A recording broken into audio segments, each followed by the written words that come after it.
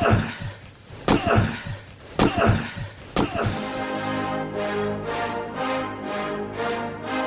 rolls out to the right, pitches off to Taylor, and Taylor's to the 20, down to the 15, down to the 10, 5, 4, 3, 2, 1. Touchdown, Billy Taylor!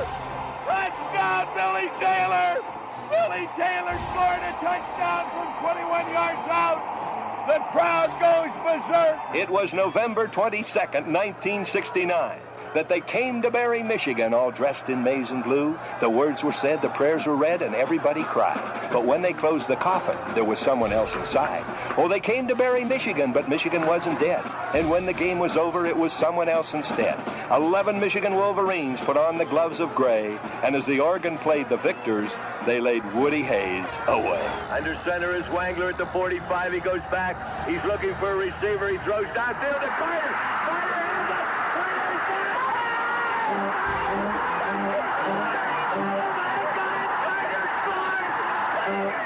Who's got it better than us? Nobody!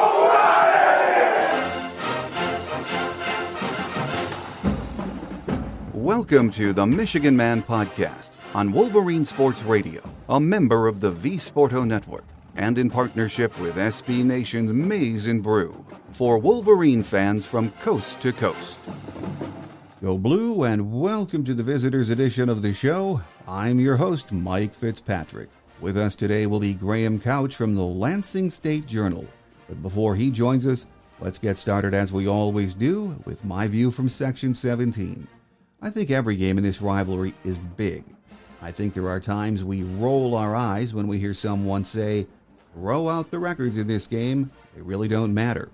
I think we've all learned in this rivalry that is a fact. Not every game is a classic in this series, but they are always hard-hitting and for the most part very competitive. What makes Saturday's game different is that both teams are undefeated and rank in the top 10. This has not happened since 1964, and that was the third game of the season. Never before have these two bitter rivals met this late in the year unbeaten. There is so much on the line. I think the pressure is on Jim Harbaugh and his team, though. As Joel Klatt said after Saturday's Northwestern game, Jim wasn't brought here to go 7-0. He was brought here to beat his rivals and win Big Ten championships. Mel Tucker and his team want this game bad too, and they will be playing in front of a jacked-up home crowd at Spartan Stadium. My guest today says he's not sure either of these teams is worthy of a top 10 ranking. He says they are good. How good? We won't know until late Saturday afternoon as the sun sets over Spartan Stadium. Up next on our Visitors Edition of the Michigan Man is Graham Couch from the Lansing State Journal. So stay with us.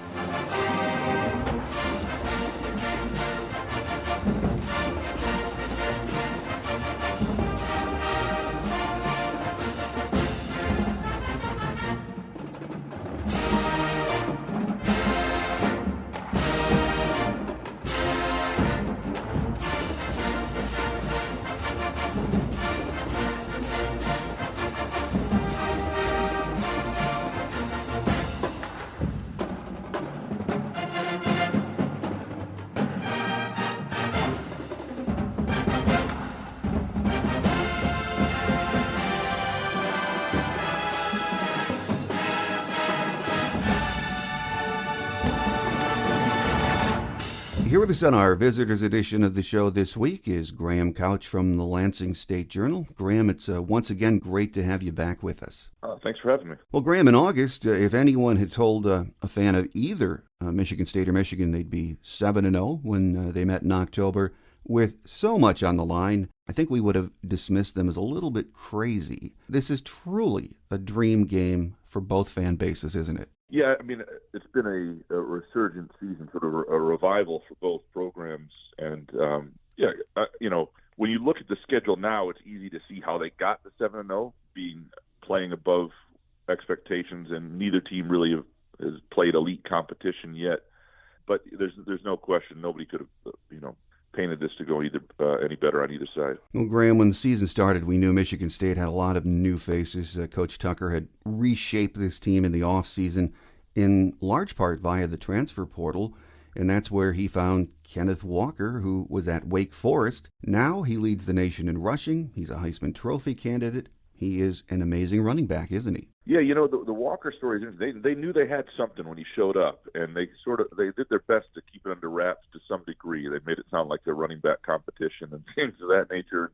You watch him run, and you realize that he's the guy, and he's made a big difference. Because while I think the offensive line has improved, he is a guy with great vision, good instincts, just a true running back. They've had some guys who maybe were good runners, but not great instinctual running backs for a while. And he's a guy with speed and balance and power, and you just don't get a lot of complete package running backs. And to get a guy like that in the transfer portal who didn't think he fit at Wake Forest, and Wake Forest, to be fair to Wake Forest, who's had a pretty amazing year, they run an offense that's a very much more of a read option where the quarterback is making that read. And I don't think Kenneth Walker like that. I mean, he is best when it's his read on a traditional handoff, and you've seen the effects of that at Michigan State. Well, he has been outstanding, no question about it. Leads the nation in rushing again. Last year, though, when I watched Michigan State playing, it was a COVID season, but I was impressed with what I saw from Peyton Thorne, especially his decision-making. You can tell he is the son of a coach. He takes care of the ball, makes good reads, gets the ball in the hands of his playmakers. Talk about him and just how good he's been this year. Well, he's been he's been very good at times and still growing at other times. And I think there were signs at the end of last year in that Penn State game for about a quarter and a half where he was pretty dazzling for a little while, and that they might have something. But you didn't know. There wasn't really a large body of work. He struggled in the rest of that game. They brought in a transfer, and he won a competition there. But he's a very accurate quarterback. And it was never – Brian Lewerke had a lot of strengths, and he was working an uphill battle with some of the other offensive struggles they had in his own development. But he was not a pinpoint accurate passer. That was never his strength, and it was never something he could quite overcome. And yet – and that's where Thorne really excels. I mean, he puts the ball on a dime underneath deep a lot. Now, having said that, what we've seen a little bit is when teams take away that running game and take away that threat, and they become less balanced. He struggled a little bit. He struggled against Nebraska mightily in the second half. He was just okay against Indiana, and so that's something where he's still got to can he, when things aren't going right around him, have one of those? Is he ready to carry a team, carry an offense, put together the sort of drives that are on his arm and legs? And that's something I think. I don't know that he's there yet, but he's an incredibly smart and accurate passer, and so you have to think as a redshirt sophomore, he'll continue to get there. It helps that he has two big-time receivers who really torched up Michigan's secondary last year, Jaden Reed and Jalen Naylor. These kids are both big-time receivers, aren't they, Graham? They are. I mean, what's amazing is, in theory, they're both in the program with D'Antonio's final year, and Naylor's just been hurt a lot early in his career, and Reed, they tried to get a waiver to get him eligible, and he wasn't. Reed is somebody that, from talking to people at Western Michigan when he was there and transferring, they knew. That's a program that's had Greg Jennings and several Corey Davis, some really quality NFL receivers. They know what a good NFL receiver looks like, and they looked at Reed and said, that's one of them. So you knew that was potentially eventually coming. And Naylor has always been a guy that just needed to really stay healthy, and has not been able to do so early in his career, and now has, and it's good to see for him. And it's not, they've got Trey Mosley, their third guy, is really good. All of a sudden, you've got this receiving core that is pretty difficult to deal with, and Walker makes that too, because part of the thing is you have to sort of, unless you can really match Michigan State up front, and a couple teams have been able to do that with Indiana and Nebraska, but unless you can do that, it's a pick your poison deal in a lot of ways, and that's trouble. Well, it's amazing how in just 1 year, Coach Tucker and his staff have fashioned an offense that is balanced and explosive. I mean, the turnaround is incredible to see, isn't it? What's happened this year the transfer portal allows this to happen, but you just don't expect it in college football. From 2016 to 2020, State never averaged more than 24.5 points per game. Scoring offense was ranked through that period 104th, 96th, 126th, 104, 116. Now they're 29th in scoring offense, and they're averaging 34.3 points per game. And that answers the question, is this offense for real, doesn't it? I mean, yeah, it's for real in certain ways. Now, the thing is, if they don't get a push up front and they're unable to run the ball, I mean, you've seen 2 games where they've really stalled. And they are real against competition. I'd say the middle of the Big Ten on down, they are just too good in certain ways against defenses that are middle of the Big Ten and down, and they can, they're just too much. But the problem is physically when they don't win up front, which is still, even though the line is a lot better, and I think the left side of that line with Garrett Horst, the transfer from Arkansas State, and the development of J.D. Duplain has been really strong for them. Michigan, if Michigan can do what Nebraska and Indiana did to them up front and in that front 7, it puts some pressure on Michigan State to try to move the ball in ways that they haven't proven they can do. When the running game is taken away without a lot of extra attention to it, That's been a problem. Well, over on the other side of the ball, the defense has been very good too. They're top 25 nationally. Sacks 4th, scoring defense 16th, yards per attempt 16th, red zone touchdown percentage 22nd, yards per carry 24th. That kind of production will get you 7-0 against this schedule, won't it? It's an interesting defense because, I thought this was the year the wheels might really fall off over there, and yet their interior defensive line has been very, very good. They've been pretty good on the edge. Jacob Panasiuk had a fantastic season, very good player. But their interior guys, they've got depth and talent there, and I think they've got a couple of guys that'll play in the NFL eventually. And their safeties are the strength of their defense. So up the middle, they're real strong. And then at linebacker, they only play 2 at a time. And they've got one guy who's just been a real find in Cal Halliday, the young player who was an Antonio recruit, 3-star kid, and doesn't play with any elbow pads or anything. Just got out there, and he really makes a difference. When he was out for the first half against Rutgers after a targeting call at the end of the previous game, and then came back in the second, you just see the difference in that whole defense. And they've got a guy, Quavaris Crouch, a transfer from Tennessee, who's sometimes in the wrong places, which can be an issue. He gets back to the right place very, very fast. He's a prototypical NFL dude once he sort of figures out the position entirely. But and obviously the safety position, their strength. And at corner, they're good enough. Some transfers there who've been, and some of it's been hard to read because in certain matchups they've thought, the way to win is to keep everything in front of them and to make you be patient. And so by design, those corners have played quite a bit off of people and that bend but don't break style. And, that can be an bruising way to play defense for a cornerback, but it's been effective and it's gotten them here. Well, for those of us from the state of Michigan, this game has always been huge. And for the most part, it's been on national TV in most years, even going back to the 70s and 80s. This Saturday, ESPN Game Day is going to be in East Lansing, and they will be joined by Fox Sports' Big Noon Kickoff team. It is easily the biggest game in the nation this week. Crazy to say, maybe the biggest in the history of this rivalry, Graham? That's a good question. I think it's the first time they've been undefeated this late against each other. The dynamic is always interesting because you have, I think there's more pressure on Michigan and Harbaugh just because it's year 7 and, he's 3-3 against MSU and 0-5 against Ohio State, and Ohio State all of a sudden looks like a little bit of a juggernaut again. And what happens if they lose this game and then lose that one, or lose that badly. But and for Michigan State, and it would certainly deflate the season, but I don't know that there's a lot of pressure on it. There have been other games. I look at '99 when they met undefeated. That Michigan State team was really trying to that program at that point. Nobody knew Nick Saban was leaving. Ironically, left for LSU, where Mel Tucker is, in the crosshairs, perhaps. But that was a big deal matchup.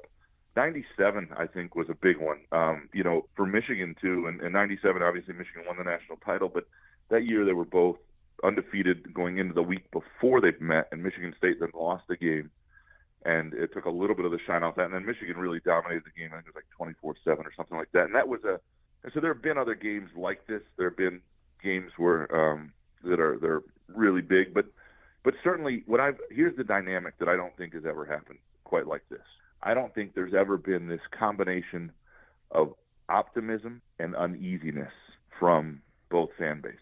In other words, I don't think either fan base, people will talk trash on social media because that's what you do if you're a fan. But I don't think anybody is really certain that their team has the upper hand. And yet there's this optimism about the game and the overall season. So I don't know that we've ever had this sort of even optimism on both sides, but yet a little uneasiness about whether their team is actually the better team, what will unfold, and what will happen the rest of the year. Well, you're right. There is a lot of pressure on Jim Harbaugh in his 7th year. He's 500 in the rivalry, so a lot of the Michigan fan base is more than antsy, and we get to hear it all the time. But from what we've seen through the first 7 games, and I've been able to see most of State's games along with Michigan's, again, from what we've seen so far, and considering the intensity of this rivalry, and there are going to be nerves early in that game, there's so much at stake. You would think this has the makings of a classic game, though, doesn't it, Graham? Well, it does, potentially, because I just don't think either team is, I don't think either one of these teams is truly like a top 5 level team in terms of what we usually think of a top 5 level team. I don't think either team is quite there yet.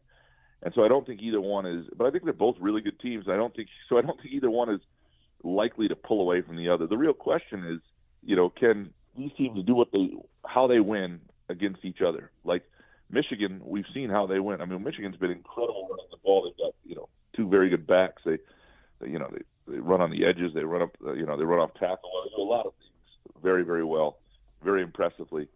But again, they have not played a lot of great defenses. That said, Michigan State's defensive front isn't, I don't think, better than Nebraska's.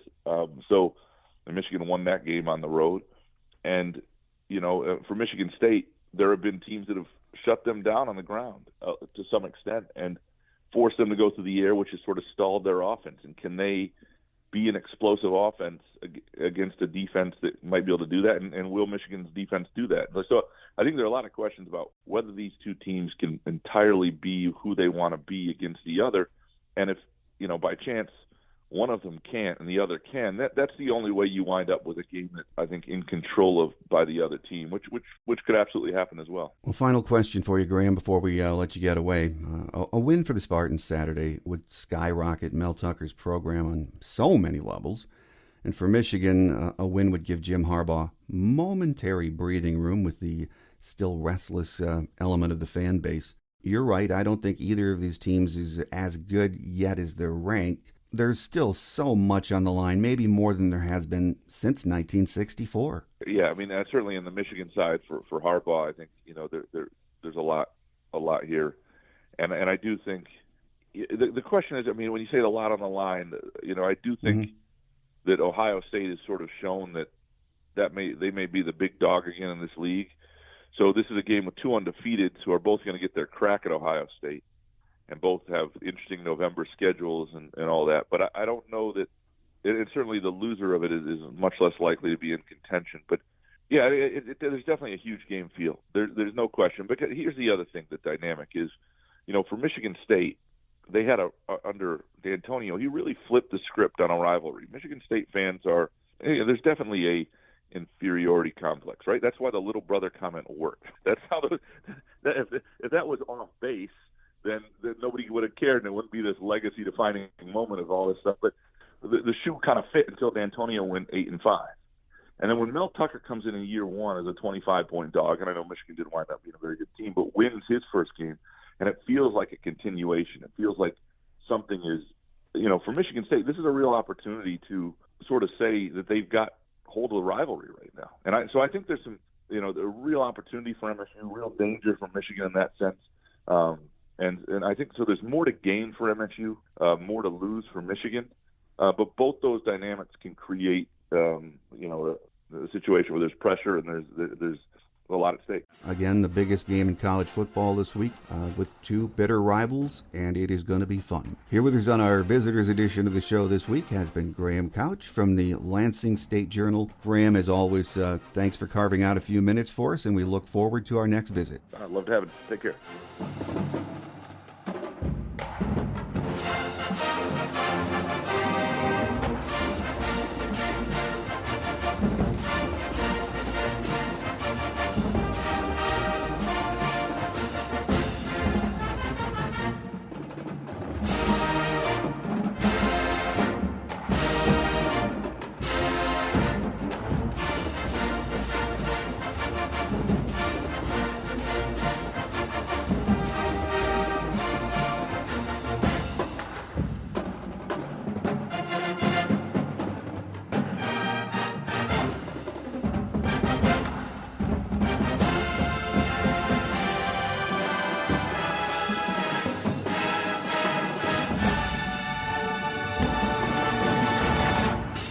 On Quick Hits today, no injury news to update. We'll have to wait until Saturday to see if Zinter, Keegan, and Roman Wilson will be in the lineup.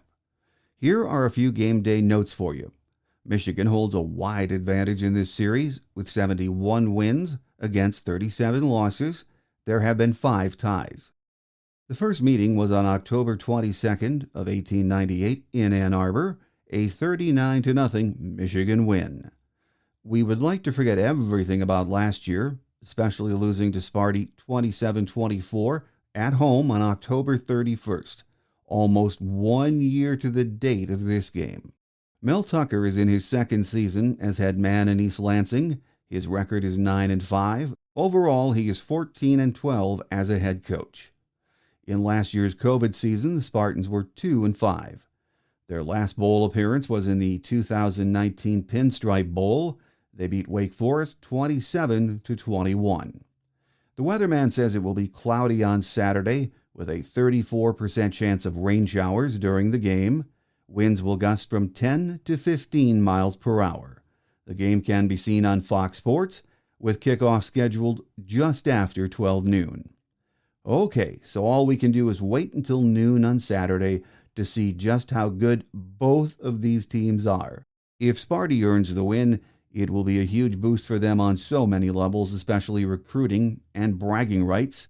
If we pull out the victory, and I don't care how we do it, we will be in a great position for the final stretch run.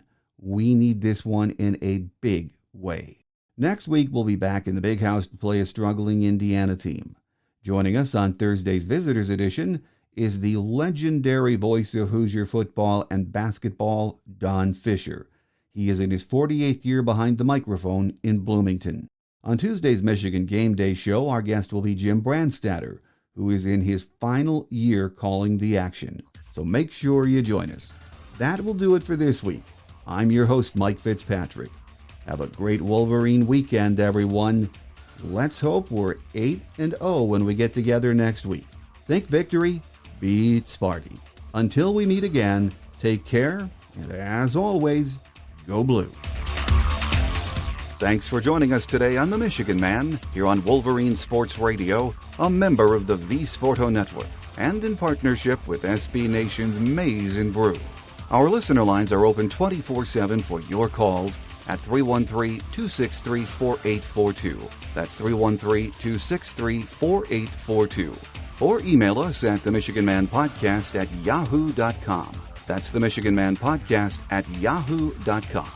The Michigan Man Podcast is produced at the studios of Robin Lynn Productions, Allen Park, Michigan, and is not affiliated with the University of Michigan. Go Blue!